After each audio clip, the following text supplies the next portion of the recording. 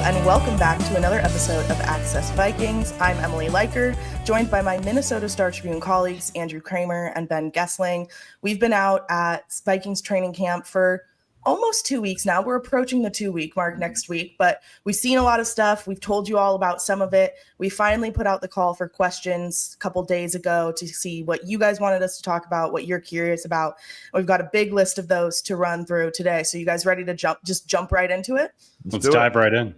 Okay. So we're starting with Adam J. He asked this question on X, and he says, I thought this was a good one to start with for this week and the tone of this week. I think it's normal, but just to confirm, defenses are normally ahead of offenses at this point, correct? Or is it the Vikings defense is this loaded? Worst case, is the offense bad? I don't think it's that latter part. Yeah, I mean, assurances. This is sort of the question of the moment. I got one of these. I answered the one. There was one in here about comparing this to the 2017 Vikings defense that I answered in the Access Vikings newsletter. Did a little longer discussion of that, but a lot of questions in here about, hey, keep hearing things about how great the defense looks relative to this offense. So how do we process this? And I mean, the defense has looked really good. I think the thing with the offense you have to remember is it's a new quarterback. A left tackle has played, practiced a couple of series with the 11 and 11 situations at this point, and Justin Jefferson is not practicing. New center, new right guard. So the defense, yes, this defense has been ahead of the offense in practice by my lights, but we've seen this before with this defense. I mean, Kirk Cousins threw a ball into the street because he was so frustrated practicing against this defense. And Sam Darnold had his struggles with it too. So this defense I don't think is a ton of fun for anybody to practice against. I'm trying to remember Andrew, was it in 23 that Kirk threw the ball into the street, or was that back in 22? Boy, I can't remember. I think it might have been 22 because his first camp with O'Connell was just so bad. Yeah, maybe it was that. And I think the ball in the street might have even been OTAs. I think that might have been like a spring situation where he got mad. But I remember that training camp. I'm so glad you brought that up because I don't regret, even if it doesn't fit, I don't regret bringing up the story at all because it was a funny story.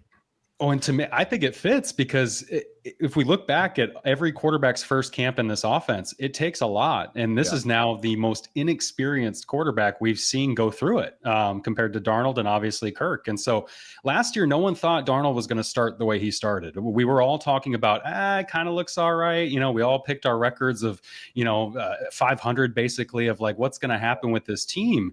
And so until he does it, until JJ does it, we're not going to know. And in camp, I think the guy's right. Whoever asked the question, defenses usually look ahead of offenses, especially with Kevin O'Connell running the offense and everything the quarterback has to do. And like Ben said, it's been barely any Darisaw, barely any Will Fries, who just started at the start of this week. And then obviously a rookie guard who's taken his lumps against Jonathan Allen at times in practices. So to me, I'm not too overly concerned. I don't think any of us are. And I don't think fans should be either when they start seeing headlines about an interception here or there. For his part, just quickly, for his part, McCarthy doesn't seem that worried about it. No. He said it. I mean, he's growth mindset guy, so there's part of that. But he said, basically, this is a great opportunity to learn. And I get a lot of things to work off of and evaluate and get coached on because of everything this defense throws at me.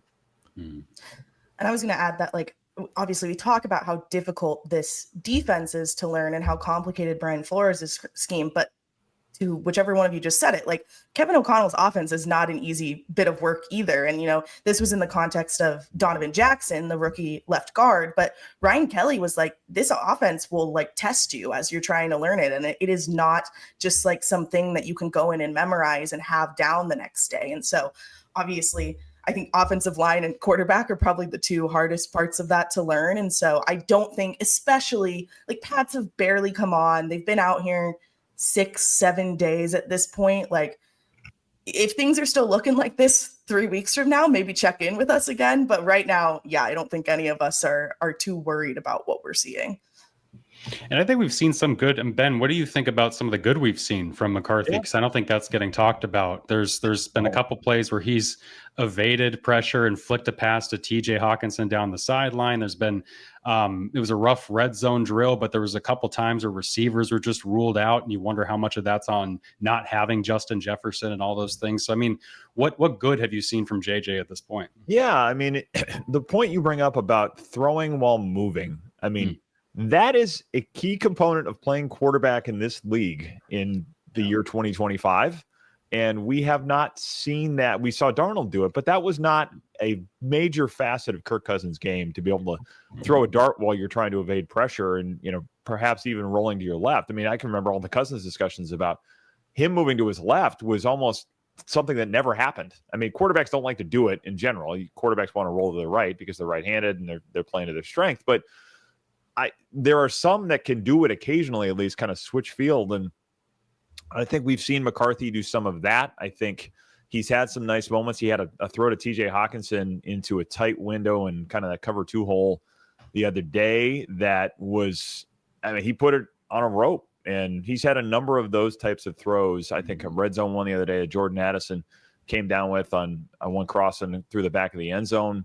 Has hit a couple of deep balls that have gotten a fair amount of have become highlight fodder. Yeah. Both of those to Addison. I think one maybe was before pads went on, and the other one maybe was the first day in pads, maybe it's in 7-on-7. But he's had some of those throws where the talent is there. It's just you have to be able to put it all together in this offense. And this defense has a history of making young quarterbacks look a little rattled. And he's not going to have to play against this defense. And this defense also has been on a mission. I mean, there is an intent and a edge with this group that I don't think is an accident. And I talked to Jonathan Grenard about this the other day, and he said, you're either going to see me, or you're either going to hear me, or you're going to feel me, I think is how he put it in practice. He is not screwing around. I mean, the more is required mantra that he kind of introduced,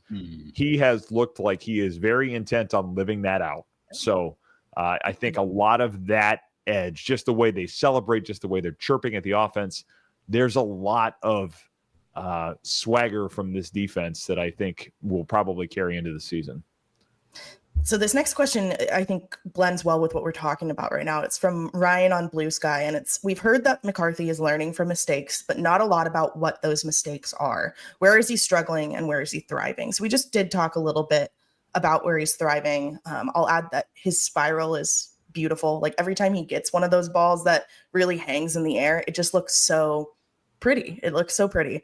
But what are some of the things that we've heard from O'Connell about where they're trying to work with JJ? I know his touch has been a big one, like getting him to maybe make some softer throws and not have them all be lasers or darts. But what are some of the other things we've heard about, particularly like the mistakes they're maybe having him make now so that he isn't making them in season? Yeah, Ben, what do you think? Just a couple of things come to mind there. I mean, there's just some decision-making things. I can think of the one the other day where he's rolling to his right. He tries to flip one back kind of across the middle to Aaron Jones, and it was off target. I think those types of things are throws you don't want quarterbacks to make, because they can either get your receivers smoked or they can turn into turnovers. I mean, we've seen a lot of quarterbacks, young and old, from Michael Ply, make that kind of a throw in the past. So that one comes to mind. I think timing with receivers in the red zone at times. I mean, he looked off with that the other day, and how much of that is him, how much of that's receivers, and just everybody getting used to each other. I think those are the things that come to mind for me, is just kind of some of it's touch and some of it is this a ball I should throw or should I not? So I think, Kevin O'Connell talked a little bit the other day too about taking sacks and survive the down. Don't give a chance for a turnover. So a lot of those things that you see young quarterbacks go through, probably in a lot of places, have been some of the things you've seen with him. Yeah, Emily, you bring up the touch. Ben, you talk about the decision making. I think all those things have stood out. And JJ said, I think it was Friday or Wednesday, whenever it was, he was talking to us this week about how Kevin O'Connell says the toughest part about playing in my system at quarterback is before the snap and everything in the huddle and everything from the play call that apparently Justin Jefferson cannot recite. I think O'Connell said we're letting him call some short ones, but QBs are complaining about this guy not getting through the jargon of all of the verbiage, as they say, in his play calls. But with JJ getting through that, and then as McCarthy said, getting up to the line, making sure everyone's set, making sure that we get into the motions, and then making sure I'm reading the defense, all those things before the snap help dictate where he's going to look afterward to try and throw. And I think we've seen some hiccups. There were some where Ryan Kelly was out and the backup center's in, and there's a couple false starts. It's probably on the backup center, probably not on JJ, but there's been a couple operational hiccups that we've seen as well. What's interesting to me, though, is that when I remember to last year, Ben, there were a lot with Sam Darnold in terms of operational issues. And we really saw him wear those issues in practice more than I think we've seen JJ. And I'm not sure if that's them paring it down for him in any way, shape, or form, or if that's just JJ showing that year 2, at least in the offseason of this system, he has somewhat of a grasp on it as he's trying to learn it, because they've talked about that being a difficult thing for all quarterbacks. Yeah, I think in general, he's handled it fairly well. I mean, you do see some of those hiccups. I think from how he responds to them, he does not strike me as a guy that beats himself up. I mean, I asked Jonathan Grenard about this. He said JJ is his own worst critic, but I think there's a way to be a critic and there's a way to be self-defeating in the way that you go about it. There's a way to turn it into sulking and a way to turn it into kind of this, woe is me, this is never going to get any better thing, that you have to be able to walk that line. I mean, I think playing this position, you have to evaluate mistakes. You have to be able to be critical of yourself, but you can't linger on every single one of them. And I mean, I think Kirk Cousins has been fairly open about this in his own quarterback journey, to use the Kevin O'Connell phrase, over the years, of the perfectionism and the things that eat you up to the point where it can become destructive. So I think in general, the way JJ has gone about this, at least what we've heard from him, seems to be on the healthier side of that. We'll see how that goes throughout the course of a season, but yeah, overall, I don't see him like wearing mistakes and sulking about them for terribly long. No, and I thought it was noteworthy. We heard Ryan Kelly mention that, what I care most about working with a new young quarterback is making sure he commands the huddle the way that he's supposed to. And we heard Ryan say that it's been great so far from a 22-year-old. Yeah, I think when I asked him about that last week, he compared him to Phillip Rivers, Andrew Luck. So you add those two guys to the veteran QBs that have gotten that have been used to put some shine on JJ McCarthy's name. But yeah, I think a lot of that stuff is just a groundedness, a level-headedness that, we've all seen it. I don't think that a lot of 22-year-olds have that. I don't think I had that when I was 22. So Emily was 22 like 3 months ago, so maybe it's a little easier to say that. But I certainly didn't have that. Yeah, I don't think I was quite as grounded as JJ. I think I was I had a little bit of it, but not quite that much. He's on as we've talked about, he's on another level. You look at him and you're like, how are you 22 years old, doing all of this? But we've got a question about the rest of the QBs, which we really have not talked about on here or in any of our videos yet. And I'm sure the conversation we're about to have will illustrate why a little bit. But from John S. on X, do you think they are content with the backup QB situation? Would be nice to have a little better backup plan than they currently have. I think all of us would agree in saying that, no, we don't believe they are content with the backup QB situation. No, yeah. Every quarterback threw an interception the last practice we saw on Wednesday. Some of them were more understandable than others. Brett Rippon threw right to Byron Murphy on a goal line drill. Sam Howell threw a really contested pass that I believe got tipped up and picked by Theo Jackson there at the end of his hurry up drill. Yeah. And Sam is just not, he's had moments, I think, but Ben, correct me if I'm wrong here. I have not seen a lot from Sam Howell that makes you think they're set at this spot. No, I haven't either. I mean, I think the big thing is he's getting sacked a lot, and a lot of these quarterbacks are, but I feel like with him, it's been very noticeable. And maybe they do, for context here, they do have a number of 1s versus 2s matchups on both sides of the ball. This has been something they've done for a while, and philosophically they feel like it's beneficial for the twos in case they do have to go play against starters. It's a good way to evaluate things, but you do in this particular set of matchups put yourself in a situation where you have a backup line against that front seven, which, like we said, has been loaded for bear this entire time. So that has been the thing, I think, with Howell, is just taking sacks, not being able to get rid of the ball maybe as quickly as they need to see him do it. And I think there is going to continue to be a hunt for an option there. I mean, we saw them do that 3 years ago with Nick Mullins, making the trade for him during the preseason. He ends up becoming the number 2 quarterback really for the next 3 years. And then, of course, plays a little bit in 2023 during the QB carousel of that season. But if they found something they liked that worked in a trade, I wouldn't be surprised if they found a way to make something happen. I don't think that is a settled issue by any means at this point. Yeah, there are shades of... What about Kirk Cousins? I'm sorry, I got to say it, Emily. I'm sorry. Well, I mean, we've said it a number of times. Derailing the pod. But I don't think it's... I mean, we've talked about it. I don't think it's impossible. I've had enough conversations on both sides of this where people are like, well, you know, there's still a good relationship there. I would put it that way. There's still a very good relationship between Kirk Cousins and Kevin O'Connell. They are still friends. They are still, I think, in contact at times in a you know, whatever line you have to walk with tampering. I think I asked him that when I was in Atlanta last December, and he's like, I have friends on other teams. I talk to them sometimes. It's not tampering when I do that, but anyway, so there is still a relationship there. I think people still feel good about working together. The question I would have I have 2 questions with that. Well, I have 3 questions for that. Number 1, is he healthy? I think that's the biggest one. Number 2, how do you figure out the money? Because the Falcons still owe him a bunch of money, and I can't imagine the Vikings are terribly interested in coming to their rescue on that. And the biggest one, I guess, at least for me, would be, how do you fit that in the locker room? It's not his team anymore. Is he making peace with the fact that he's coming back to the team that he had led unequivocally led, at least for 2 years under Kevin O'Connell? You can argue how much he was leading it or allowed to lead it under Mike Zimmer, but you're back in the locker room with a right tackle that said, 1,000% I want him back. And now he's playing for a different quarterback that they like as well. So how do you sort through all of that stuff? I think everybody would have to be on the same page about what roles are and what expectations are.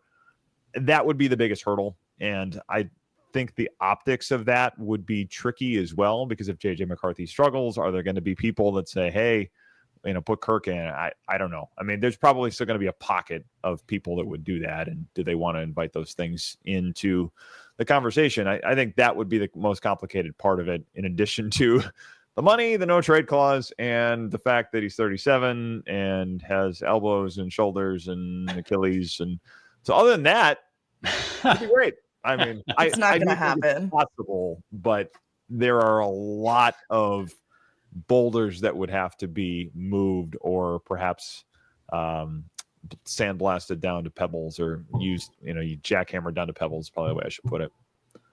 I don't think it's going to happen. I don't think so. I'm out on the Kirk coming back. I don't think it's going to happen. Bringing it back real quickly to Sam Howell to wrap that conversation up. What I was going to say before we talked about Kirk Cousins. Sorry. That was a great breakdown by Ben. It wasn't good. So he just needed to tell us why it was not going to happen. Yeah. There are definitely shades of postseason Sam Darnold from last year in the way we're seeing Sam Howell play. And you can see that he has the ghosts of his 65 sack season in Washington.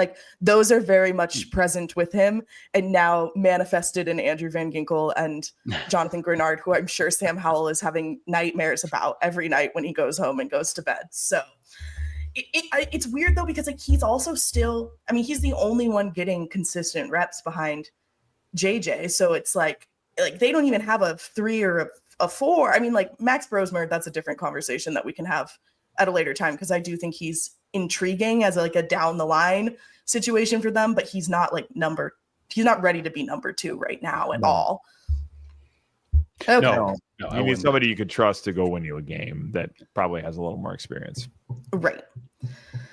Okay, moving on from quarterbacks. We'll hit this one. I pulled this one from Ryan on Blue Sky. We had a couple Addison-related questions, some of which were like, when's the league going to announce this? And frankly, we don't have an answer to that. We don't know either. So I pulled this one because I think it's the best Addison question we can answer, which is, what's the contingency plan if Addison gets suspended?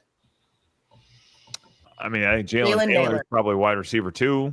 Mm-hmm. I mean, beyond that, we've seen Lucky Jackson look pretty good. I'm curious if he makes a run to be on the roster. Rondale Moore getting healthy, TJ Hawkinson, I think that is a big factor. Hawkinson looks much more like the Hawkinson we remember, and he really was wide receiver 2 at the end of 2022, and very much could be that again. So that certainly helps, but I think Jalen Naylor in the immediate term would play a bigger role. And then you go to Lucky Jackson, you see if Rondale Moore's healthy. Ty Felton has not looked great to this point, but there's still a month to try to get him in a little more comfortable spot. So, and then you've got other guys on the roster, Tim Jones, and you can kind of go down the depth chart from there. But I think Jalen Naylor would be the immediate solution. It certainly has been wide receiver 3 when they've been in 3 receiver sets, so that would probably be the first place you'd look. Yeah, I'd imagine it'd be Justin Jefferson, Jalen Naylor, and a whole lot of Josh Oliver and TJ Hawkinson. Some CJ Ham mixed in there, because Rondale Moore is a nice piece if he can get the flow of the offense, if he can feel like he's healthy again and look like he's healthy. But Wes Phillips had asked him last week about Rondale just jumping in, and he made mention like this is his first ever practice reps with us because he was rehabbing all spring from that knee injury, and he's still understanding and trying to get the nuances like with McCarthy that we talked about, where it's the pre-snap stuff. Where are you lining up? How are you reading the coverages before the snap, which they ask receivers to do, and adjust routes if they're in that kind of position in the play call. So for Rondale, Wes made it sound like he was very much still learning that kind of stuff. And then, Ben, I found it interesting that after the first acclimation period, it's been basically nothing but Lucky Jackson with the first team offense replacing Justin Jefferson. And even when you asked, somebody asked O'Connell about Lucky, and it wasn't really glowing praise. It was just, he's doing his job and he's still here kind of stuff. So it doesn't, he might push for a roster spot. He might be that guy, but I can't imagine they're going to go into week 1 if it's without Jordan Addison saying, hey, Lucky, you're going to play that big of a role. I'd imagine they lean on a really talented skill group elsewhere at other positions. Yeah, I mean, you're talking, probably 12 to 14 snaps, something like that from whoever that is. But it was also interesting with Moore because it was, everybody talked about a season-ending knee injury. I don't know that we had these specifics. Matt Daniels, I think, mentioned yesterday that he had a dislocated kneecap, which that is a very significant thing. So because I think back to, that was part of the thing with Teddy Bridgewater, wasn't it? I'm trying to remember if there was a dislocated kneecap in there. I think it's usually one of those things that you get pretty worried about because of blood flow kind of stuff. So that made my ears perk up a little bit, because if that's what we're talking about, that can be something that's a pretty significant thing to try to come back from. So that may help us see sort of where he is kind of having his way back through things here. I'm just trying to think back through. Wasn't that Greg Childs tore the patellar tendons in his knees, which your patella is kneecap. So I don't know. I don't think we have a torn patellar tendon here, but no, Teddy was the basically every ligament in his knee, LCL, PCL, ACL, MCL, and I remember somebody, Connor, somebody talked to the doctor, called it a war wound. Or whatever. Yeah, I think it was Daniel Cooper, I think, was the doctor down in Dallas at the surgery. But yes, he called it a war wound. So but when he said that, I was like, okay, that's worth keeping that in mind. Yeah. So that I missed that with Matt. That's a huge injury to come back from. Rondale's been practicing, but then There was one time earlier this week where he took a shot to the head from Jay Ward and kind of came up slow. So I just wonder in general how physically he's feeling at this point. And this is all context to explain why we're not talking about Rondale really as that option for week 1 at this point.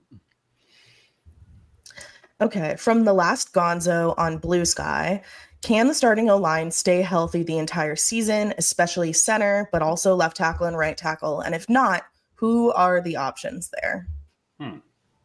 I mean, can they stay healthy? Like, hypothetically, yes. Like everyone can always stay healthy the whole season, but does it happen often? No. Especially 32-year-old centers like Ryan Kelly, who came off. I think he had a knee operation mid-season last year.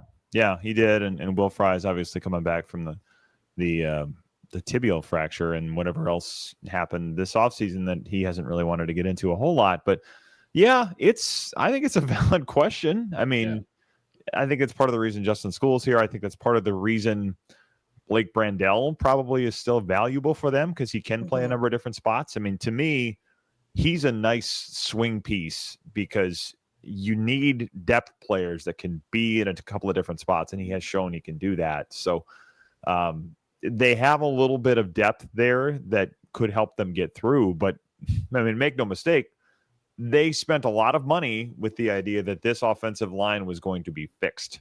And I think there's a very good chance it is fixed, but that does hinge on these guys being healthy. And this has been some of the way they've gone about it in this regime, is saying we're going to take on players that have some injury history that maybe in some cases, not with Will Fries, but in some cases gets a little bit of a discount, trusting the fact that this medical staff, or trusting the idea, I should say, that this medical staff can kind of make up the difference. So I think that's going to be one of those things to watch because, I mean, the reality of it too is just offensive linemen. It is a violent part of the game. It's a violent part of a violent game. And you see a lot of wear and tear on those players' bodies. It's a lot of weight to be carrying. It's a lot of force to be absorbing and distributing on every single play. And that has a way of taking its toll on your body. So I think that's always something to keep in mind. With center, too, they have been having Michael Juergens take snaps every once in a while with JJ. We saw that earlier this week when Ryan Kelly just missed a day, which seemed like a vet rest situation. We don't know that for sure, but there was it was a slower day of practice. A lot of veteran guys kind of morning pads and just kind of stood around and watched. But even in OTAs, I remember a couple times where they slotted Michael Juergens in with JJ and gave him some time there. So they're conscious of trying to make sure that, okay, if Ryan Kelly goes down, is Juergens ready? Do Juergens and McCarthy have some sort of chemistry there? But certainly things on that with Juergens very quickly. They like him. I think they see he's a possible starting center, and there are lots of financial reasons why you want Michael Juergens ready to go in 2026.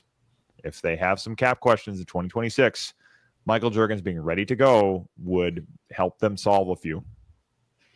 Yeah, it would. And even with these two offensive or the two tackles we didn't talk about, Darisaw and O'Neal, those guys have obviously injury histories too. O'Neal can play through a lot, play through a fractured foot at the end of 2023, I think it was. But these guys get banged up, as Ben said. And with Darisaw, it's at least good at this point that he got into team drills as quickly as he did on Wednesday of this week before it was even August. And that was the first time they finally took snaps together in practices. So as long as they can stay healthy through camp and maintain that, might build up a little bit of confidence that they can do that in the regular season. Ryan Kelly has a cap hit in 2026 of $12.117 million. The guaranteed hit of that is $0. So keep in mind. Okay, our final offense question. I did not mean to group these offense defense, but somehow as I wrote them down, we magically did it. From DHack on X, who is ahead in the third running back spot? Seems like it's a wash after Mason and Aaron Jones. I mean, it's been mostly Ty Chandler. It's still been, but we're seeing a lot of Xavier Scott, who's the fourth running back in this group this year last year. Sorry, what was that, Ben? I said that was the other name I was going to mention. Was Xavier Scott.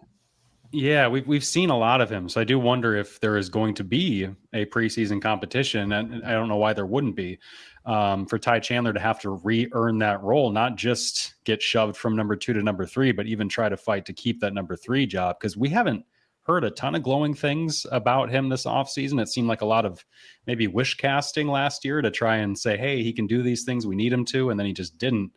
Wasn't an effective runner on top of not being an effective pass blocker last year, at least. So the preseason games, Ben, might be huge for these guys. Yeah, I agree. I mean, I think if you're confident in Ty Chandler turning into a significant piece in this offense, or at least a solid contributor, you're not making the trade for Jordan Mason. You're not spending that kind of money on the second part of a running back tandem if you can avoid it. So I think that tells you where they think things are at. I thought it was interesting the other day that I'm trying to remember if it was Kevin O'Connell or Wes Phillips that talked about him with Chandler, and still just indicating there's a lot to learn with pass protection and some of those things that we've talked about with him for a long time. So I would not go into the preseason thinking that is a settled spot. I think if Xavier Scott plays well enough to take that spot, I think there's a good chance that he does. And and it's also one that if you find something else out there on the waiver wire or after final roster cuts, that's something where they could continue to look for an additional body as well. And I mean, once it gets to the regular season, I just don't know how much you're going to see the number 3 running back, because that's why they brought Jordan Mason is so that they could balance reps with Aaron Jones. And if both of those guys are taking a manageable amount of reps game in, game out, there's no reason to need a third person. Now, of course, you want a third person there for injury depth, but like if both Jones and Mason stay healthy, I don't know that you're going to be seeing much of the third person at all. No, yeah, it's just, as you guys said, it's just if Aaron goes down, which he's 30 years old. So maybe Cam Akers, late round pick swap. We'll see him come back.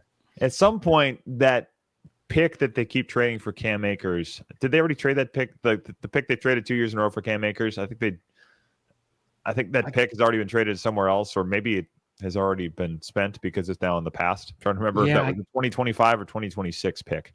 I can't remember. I think it might have been 2026, and you're right. They might have dealt it for somebody else now, or maybe, I can't rember. I'd have to go get it. You have to get it back so you can trade it for Cam Akers again. But it's even then, it'd be a different pick. Can you go home a third time? I think it's the philosophical underpinning of this discussion about a possible Cam Akers trade. Yeah. Okay, switching over to the other side of the ball, the defense. From Nick C on X, oftentimes Flores' defense would play loose at the end of half/games, which makes games feel closer than they should be. Would you be able to explain what he is doing here and why he does this? I think this is a pretty simple one. Yeah, I mean, a lot of this is just you're trying not to give up big plays. You don't want to give up anything over your head. You don't want to give anybody a score that comes quick. You want, if they're going to get yards, to do it 8-10 yards at a time. That takes time off the clock. It's no different than a baseball defense coming in at the end of a game and getting the ball hit over their head. It's like, why'd they do that? Well, it's called, it's the strategy of baseball will be no doubles. If it gets hit over our head, we're screwed anyway. So we are trying to keep the ball in front of us and make it so that nobody's taking an extra base. And it's different philosophically because you're coming in one and playing back in another, but you are basically trying to make it so that you don't get beat with something that is going to cost you in a way that it should be preventable. So a lot of this is you play looser to say, okay, if you're gonna get yards on us, it's going to come at a cost, and the cost is the clock. Yeah, and I would just know that that's exactly it. Obviously, that's why this happens. But too, like, isn't it also with Flores? It's a pressure-based system, all those things, and then suddenly when you want to try to cover, then you're kind of being more simple up front too, and then the strengths of Flores get kind of neutered a little bit. Yeah, and that's probably the one of the points behind Nick's question is it does seem a little counterintuitive when he plays a certain way, and then you have all this stuff. I mean, we see them do this on third downs a lot too, where it's rush 3, drop 8, and in part that's to keep things in front of them too. But yeah, it is different than what we see from him a lot. So I think it's one of those things that just seems a little bit unusual, a little bit unorthodox, but a lot of it is, I think, pretty simple, straightforward football strategy. Dustin C. and Terry V. asked pretty similar questions, so I just grouped them here together. And it pertains to Christian Wilkins adding an additional cornerback. Obviously, we were just talking about potential picking up a running back later, picking up a quarterback later. What about a cornerback? Any interest to add Christian Wilkins or another CB?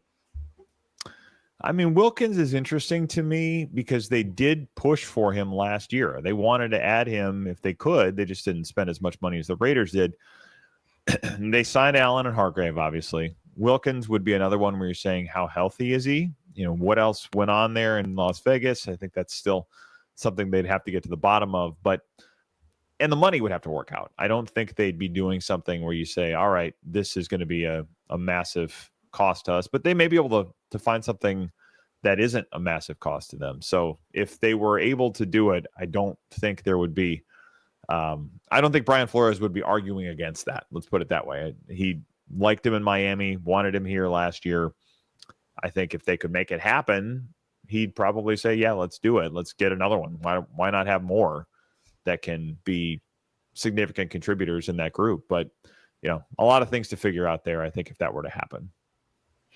Yeah, it's interesting because of the talent, the connection, but I think the reporting out of Vegas was that the initial dispute between him and the team was over a foot injury that the team wanted him to have surgery and that he didn't. So does he need surgery? Does he not? Is he healthy? And then, the whole off-field locker room stuff too, it just seems really messy of what's going on there with a complaint to HR. So it's really hard for us to sit here and say you should go after a guy when we don't know if he's healthy. We don't know if he's a good locker room presence. Obviously the Vikings would have a lot more info on that than we would, having the connections to him and around the league. But I think with the corner position, Ben, wouldn't you agree? That's a spot where, we're all kind of sitting there looking, saying, is this going to be another Stephon Gilmore in late August kind of situation? It could be another Stephon Gilmore in late August. Not even a kind of situation. It could be him. I mean, if he felt like, I want to play, I want to give it a go, and he's indicated that he does, and maybe the money is the question there. Would they want to pay him what he's looking for? That's something they'd have to figure out. But I would not be surprised at all if they added somebody at that position. I think there's always a need for depth there. We've referenced the Mike Zimmer line 1,000 times. I think it's actually pretty wise. The right number is just one more corner. But especially with this group, I think there's good reason to say if they feel like there's somebody else that can help, you take a look at it. Because right now you're banking on some combination of Isaiah Rodgers, who they're excited about, Jeff Okudah, who has talent. He was the third pick in the draft, but hasn't done it in the NFL quite to the degree that you'd want and has had injuries, and Mekhi Blackman, who's coming off an ACL. So you are counting on a couple of those guys at least being serviceable, solid, reliable corners throughout the 2025 season. So if they found another guy, they say, hey, at worst comes to worst, we can put him out there and feel good about it. I think they would not pass that opportunity up. Speaking of cornerbacks, or continuing with the cornerback conversation, from Sandbun on Blue Sky, I keep hearing Dwight McLevern is making big plays. Is he consistently playing well, or is he just taking chances and sometimes getting splash plays? What does he need to do to move up the depth chart? He did three picks, 3 days, or a pick 3 days in a row. So consistent there in that regard. Yeah, he's been standing out, making the splash plays. It's interesting, though. I haven't seen him get a single first team rep. When they go dime, they go into their 4, even 5th corners. I've seen Mekhi Blackman and the rookie Zemiah Vaughn over him so far than Dwight. So I do wonder if these plays will change how these future reps are going to go in practices. But Ben, it's been interesting that Dwight's kind of been buried on the second team. Yeah, it doesn't. I mean, he's made plays, but I don't know that it is an indicator that he's climbing the depth chart by any means. I mean, preseason games will have something to do with this too. But it's, sometimes we see this in camp where, hey, this guy's making a lot of plays, and there's context to it that is deeper than what we see on the field, or maybe what we see in preseason games with quarterbacks in the fourth quarter. To think of a example in the last 6 or 7 years ago, 6 or 7 years or so that became a thing on social media for a number of off seasons, or a number of preseasons, I should say. Feels like there's lore there that I need to be. Yeah, the lore of Kyle Floater is what I'm referring to, as Andrew probably knows well. Yeah, Kyle Sloter, he would not help the quarterback situation either. Sorry, Kyle. Okay, from Joel, I think the least talked about position group on this team is the interior or non-pass rushing linebackers. Has Kobe King had any opportunity with first team, or has he flashed at all in practice? How have Blake Cashman, Eric Wilson, and Ivan Pace looked? Well, Ivan Pace still looks like the Tasmanian devil that he is, and that either, I can't remember if Brian Flores or Kevin O'Connell said that the other day, but he is all over the field and a bundle of energy as always. So. Yeah, I mean, I think they're excited about Kobe King. I think the place we maybe see him first is special teams. We haven't seen him with the ones much at all at this point, but I would expect he's on the team. I think they're intrigued with him, and there's going to be a role for him, I think, in the short term on special teams, and we'll see kind of where it goes from there. But yeah, we haven't seen him a lot in larger settings yet. He did get a shout out in, I think, the responses to this one from Vikings radio color guy Pete Bursich. So he's also excited about Kobe King and is looking forward to seeing him too. So for a guy that is around the Vikings a lot and obviously played in the NFL, including for the Vikings back in the day, that's not nothing. So Pete is among those who are intrigued by Kobe King. We should add that to the conversation. So do they keep 5 inside linebackers this time around? And I think they might be able to if they don't feel like there's, 11 defensive backs they kept last year. Maybe they shift to 10 defensive backs and 5 inside linebackers, because Brian Osamoah, would he be the odd man out in that kind of scenario? Yeah, possibly. And I think, I'm trying to remember what they would save cap wise with Osamoah, but yes, I mean, I think we've always had that question with him of, is he a big enough factor in things to kind of be here going forward? It certainly has not led to a big role, but yeah, I mean, special teams wise, would they still want him around, and what is the cost of doing so? Yeah, and Matt Daniels, the special teams coach, seems to really like Brian still. It's just Brian Flores doesn't seem to. We don't see Osamoah getting a whole lot of defensive run, even entering what is, I believe, a contract year for him this year. It is, and they would save, just tap dancing here briefly, they would save like $1.5 million if they cut him. So also worth keeping that in mind. There's like a $292,000 dead cost, but that's it. Not a whole lot. Yeah. So I don't know, maybe he's worth more on special teams. So maybe he would be that 5th inside linebacker they decide to keep with Eric Wilson and Kobe King. It's just traditionally, I think with Flores, they've kept only 4 his first 2 years. Yeah, Kobe hasn't gotten first team reps, but we have seen him in the second team mix. Like he's pretty strongly in that mix there. And we did see him with the punt blocking group someday this week. I remember seeing him out there. So that certainly seems, like Ben said, like the number 1 spot he'll be, and then eventually they'll work him into more of the rotation. But certainly in the preseason games, I would expect that you'll get a lot of Kobe King. You'll see a lot of him. Yeah. Okay, wrapping us up. Tim L sent this one in via email. I think this is going to be a quick answer for all of us, but my simple question to you is this: does Dallas Turner match the eye test? Does he look as if he's put on significant weight, and is he playing tough on running downs? I think yes. I think Dallas is meeting the eye test. Yeah, I would agree. In all of those facets, I would agree that he's meeting the eye test. Yeah, it's you're right. Quick, simple, yes. There was a one play that they do this thing where they do some of the run drills and they put it on the far field away from where they put the media, and they give you like 5 minutes to run over there and try to watch it. And I only got to see one play, and it happened to be Dallas coming off the edge and taking on Josh Oliver in kind of a lead blocking role. And I thought it was an impressive rep from him, considering the previous series in practice was a pass blocking drill where Josh Oliver jettisoned Dallas into the sky and threw him onto the ground. So we've seen give and take, but that's a great battle. And Josh Oliver obviously is one of the toughest tight ends to go against blocking wise. So Dallas is sticking his nose in there, and he does look more physical. He looks bigger. We've seen him win some pass reps against not Christian Darrisaw quite yet, but against some of the backup tackles. So Yeah, to me, he's looked great. So that's all we have for today. I will remind everyone that you can send us questions whenever. It doesn't have to be when we put out a call on social media. Obviously, that gives you an indication of when we're getting ready to record a mailbag, but you can always send us questions on social media. You can also send them to the accessvikings@startribune.com email account, flag them as mailbag, whatever, and we'll see them there and we'll keep an eye on them. But until we do another mailbag, we'll have other just practice reports, both our shorter versions that we've been doing now on the YouTube, if you've seen them, and more Access Vikings episodes. So be on the lookout for those. Stay tuned on the StarTribune.com for all of our written work, and we will talk to you again soon.